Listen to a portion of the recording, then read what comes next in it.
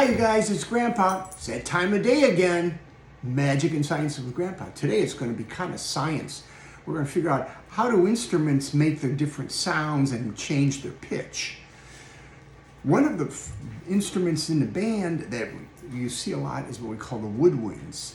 And what that does is that's an instrument where you start to vibrate the air, and you can make the sound by blowing across an opening, like some of you have done with pop bottles, and that's how a regular flute makes its sound. Or the other woodwinds have what we call a reed, either a single reed or two reeds, and that's a little piece of something that vibrates or is very flexible. We're going to make one with a straw, and you can do this at home with Mom and Dad. Grandpa takes this and cuts a little bit of the edge off on one side and cuts off the edge on the other side. So we've got like two little things like a reed, and if you can see that, see it right there? And they vibrate. Now if I blow on them, what happens is the air column vibrates till it reaches the bottom. And as you know, the longer something is, the lower the pitch, like on a guitar string or on a harp. And sometimes you make little tiny holes, put your fingers over them, and if you take a finger off here, that hole means that the air vibration stops there and the pitch goes up.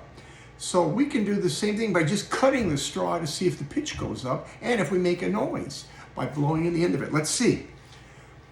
Did you hear that? Wow, listen.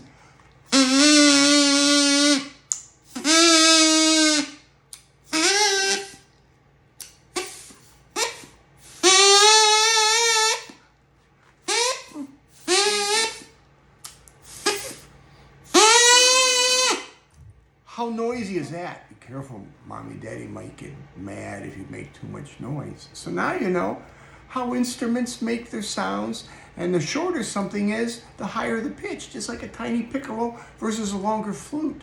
And remember, I love you, my Monroe, and I love you, my Marcus, and I love you, my little Hugo.